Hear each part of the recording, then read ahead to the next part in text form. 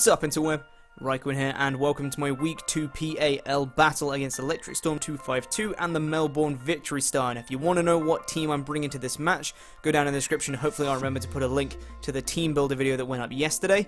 And if you want to know what the PAL is, then also go down in the description. I'll hopefully leave a link to my draft analysis, which explains what the PAL is. But it's a league that I'm a part of. The way we got mons was different, but the end result is the same. We battle people, just like most leagues. But today we're playing Electric Storm 252, Jack, the Melbourne Victory Star. And if you want to see my thought process about my team and what I thought he was bringing and all that jazz, make sure to go and watch the team builder video. But you can see on the screen that he has brought Ninetales, Gengar, Alakazam, Mega Heracross, Mienshao, and Dragonite. So there's no Weavile, which Drapion was supposed to stop, which is a bit annoying. And there's Gengar and Alakazam, which means that there's going to be a lot of pressure on Druddigon to try and switch into both of them, and also Ninetales. It kind of needs to switch into all three of them, and it can't because it has no reliable recovery. I'm going to be relying on Wishes from Aromatisse potentially to try and keep that thing healthy, so it's not looking too good straight off. Mega Heracross, I just don't have a switch into because it's a Mega Heracross.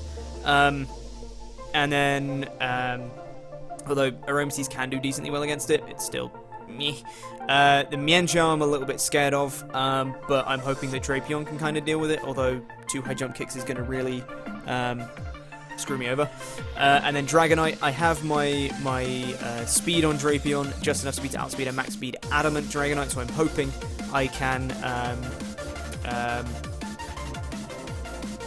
outspeed it and taunt it when it's sending up. That'd be cool. Sorry, my phone's going off, and it is distracting me. Stop that right now, phone. Right, so let's get into this game and let's see what happens. This is a very quick match, just so you're aware. But I'm going to lead with Jolteon, because I can, and he's going to lead with the Gengar. Now, I'm Specs, and he has no electric immunity or resistance. I'm going to take the risk of him being Scarfed, because if he was Scarfed, he couldn't take me out in one hit. And I'm going to go for a Volt Switch, get really nice damage off from the Gengar, and I'm going to go into my dedicated switch, which is the Druddigon.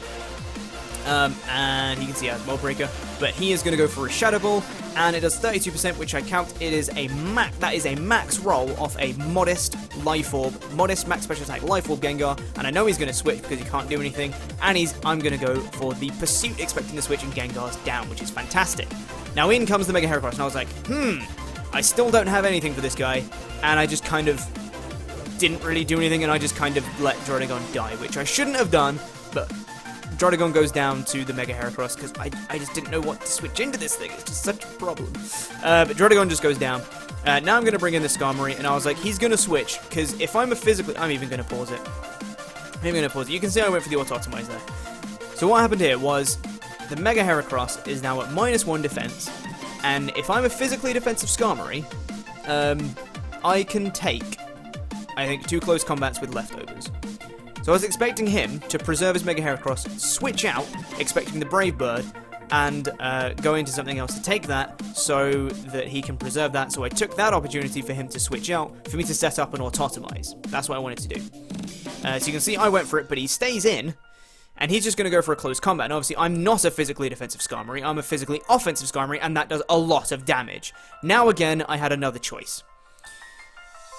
Did he want to preserve his Mega Heracross? I felt like it was really important for him to preserve it, but he just stayed in against a Skarmory, so I was just like, I don't know what he wants to do here, I'm really torn. I could Roost to try and get HP back, but if I Roost and he goes for a close combat, I die.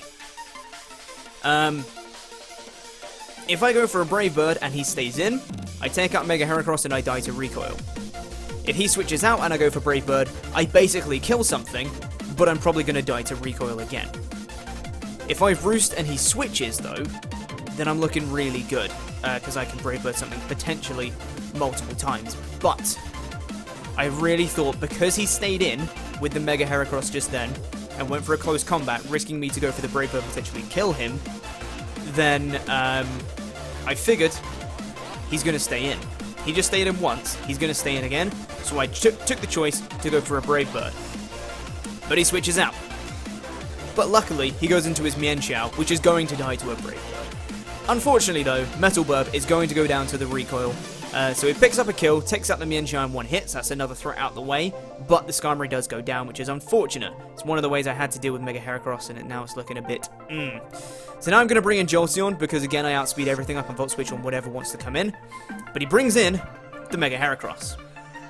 Now, I do have Hidden Power Flying on this Jolteon, specifically for this situation. If I need to get a kill on Mega Heracross, I have Hidden Power Flying, specifically for this scenario.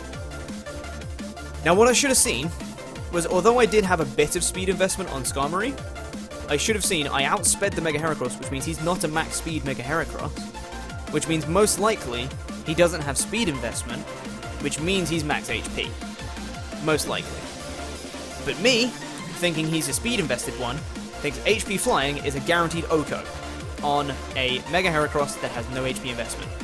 On a Mega Heracross that is max HP, it's a 56.3% chance to kill. So we go for the HP Flying, and he lives it. Does 94%. He lives on 6 HP, he's going to go for Rock Blast, Jolteon is dead. Nothing I can do about that. Jolteon's down, and now another huge threat to his squad is down. My two biggest threats that I had for his team, Jolteon and Skarmory, both down now. In comes the Drapion, and I know I can kill with a knockoff. I count it. Even if he's max HP, I kill with a knockoff. So luckily, Mega Heracross goes down, Drapion picks up a kill. Yay. But we're still looking really, really bad, because he has Ninetales, Alakazam, Dragonite, all massive, massive threats, and I don't have anything for them. I needed Druddigon for this Ninetales, and now I don't have it. I'm going to stay in, take a Fire Blast, and go for a knockoff whatever item he has. I don't want him having his item anymore. We do just under half, and we see he was Scarfed. Cool. Good to know. Now, I can't switch in anything. Aromatisse is physically defensive, and I kind of wanted to keep it for Dragonite, so I'm going to let Drapion go down, unfortunately. Now I'm going to bring in Porygon Z, and I know this guy was Scarfed, he's not anymore, but he's going to go for a Fire Blast. I know I can take one hit and set up an Agility. My red card activates, and I know he's going to have to switch out. I was hoping, honestly, for the Dragonite, and I could hope I could live in Extreme Speed. I couldn't at that range anyway, but I'm going to go for an Agility, and I know this guy's Sash. It's not going to matter how much damage I do, and I go for a Tri-Attack. It doesn't even take him down to his Sash. Does 78%. Maybe I should have gone for a Dark Pulse and hoped for a flinch there, but whatever. In comes the Psyshock, down goes Porygon Z. Now all I've got left is Aromatisse. I'm going to go for a Wish as soon as I bring it in, because I'm thinking maybe I can take 2 hits. Who knows, we'll have to see how much it does. He goes for a Psyshock, which is great. He gets a crit though, which is really annoying. Gets a crit off the Psyshock, which is fine. I'm physically defensive, I can take that. So now, I expected him to expect my Protect and go out into his Ninetales, but I ain't having none of it. I'm going to go for a Moonblast, expecting the Ninetales, really hoping for a special attack drop, or a crit, or something, because I know I'm not going to do much. So I'm going to fire off a Moonblast, does nothing, only does 21%. Going to get the Wish back to full, and I know I can take 1 hit here, but I need a crit. I need a crit right now, otherwise I'm pretty screwed. And he's get the same roll with a crit. He goes for a Fire Blast, does a lot of damage. I'm going to fire off the Moonblast. I do get a crit, but he lives on 1%. If I got the same roll that I did last time with a crit, it would have taken him out. But he lives it on 1%, and I go for a Protect just to try and get some more leftovers recovery back, because I need that that leftovers back to try and maybe take another hit. I'm back at 54%. The last one did 59, so I'm thinking if that was a max roll, maybe a min roll, I'd live. Goes for the Fire Blast, doesn't miss, connects by Aromatisse. That's the game. 3-0 victory for Jack and the Melbourne Victory Star, which is a bit annoying. I feel like I could have played that a lot better, and I feel like my prep was okay, but I shouldn't have let Druddigon die so early. I shouldn't have risked the roll with HP Flying on Jolteon, but for some reason I thought he was speed invested when I should have seen that he wasn't. And so I let Jolteon die, I shouldn't. I let Druddigon die, and I shouldn't. I let Skarmory die, and I shouldn't. These are all like massive big win cons for me, and I let them all die early, so as much as, you know, I got a low roll in HP Flying, as much as I got the crit low roll on Aromatisse, even when I'm lucky, I'm still not lucky enough. Even though I got those bits, I guess you could call them unlucky, it's still my own fault that I lost, because I let my win cons go down and I shouldn't. So that's about that.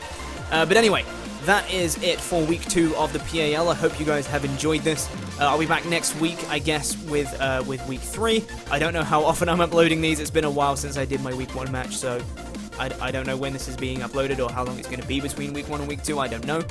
But week 3, I don't even know who we're playing, honestly. I don't have the spreadsheet open. I'm not going to attempt to upload it because my laptop won't like it one bit. But that's going to be it for PAL Week 2. Hope you've enjoyed, and I'll see you soon for PAL Week 3. See you guys soon. Toodaloo.